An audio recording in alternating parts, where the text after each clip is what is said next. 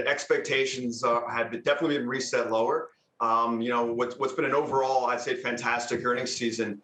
One at least pocket of weakness, and it's been consistent over and over, and Peloton kind of capped it off last Thursday night, is that these pandemic winners continue to disappoint, whether it's been Peloton, Etsy, Roku, Netflix, GoDaddy, the list goes on and on. So expectations are lower, probably the lowest they've been for Zoom, prior to COVID.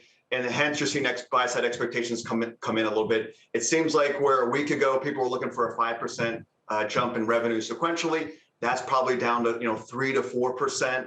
And people are really now kind of shifting the focus to the recent F9 acquisition and kind of other traction amongst other products. But undoubtedly the bar has been lowered significantly for Zoom. And I guess that's the benefit of reporting this late in the season.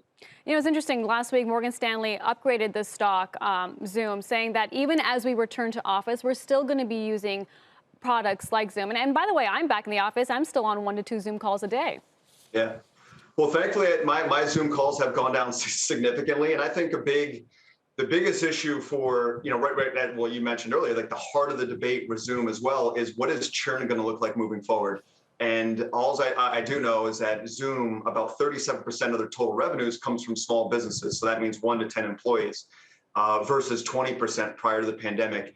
So that's where the biggest headache could be moving forward. A lot of unpredictability in that customer base. And then also just education was a big tailwind for Zoom, this time last year.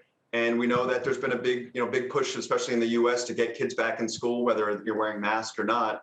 And you got to think that it's going to be the churn is going to be a hard metric to kind of predict with any sort of, conviction. And that's, I think, one of the biggest issues with the stock is going to be. Where does the stock need to trade for you to feel like it's a good buy? It's trading right around the $300 range, $340, I believe, but it was back at $550 last year.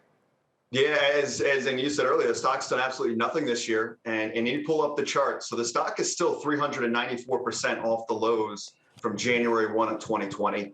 And we know it nearly hit 600 at the peak frenzy last October. Technicals look terrible. Nothing about this chart says that large institutions are looking to buy the dip. And the mentality has definitely shifted to rallies or to be sold. So for Zoom, I think you look at the near term, look at $400. It's failed there twice. If it can actually, surprisingly put up a good print, really sell the F9 acquisition on the call, I think you look for a break above 400, and that probably leads to some short covering and some near-term momentum money. But if it can't get above that $400 level, for the moment, rallies are to be sold in Zoom, and I think in other pandemic winners as well. What about the opposite side of that trade, which is the reopening stocks, which seem to be gaining momentum just this month? The cruise lines are higher. The online travel operators also posting gains in August. Yeah, I mean, it's obviously it's a group of stocks that still obviously offer a little bit of cyclical optionality and value as well. So you're seeing investors migrate towards some of those names, but also within tech. I mean, it's not all kind of gloom and doom. You have DocuSign reports Thursday night. Deal flow remains very healthy there. So that's the kind of names I'm seeing tech investors gravitate towards. The businesses that have probably a stronger moat.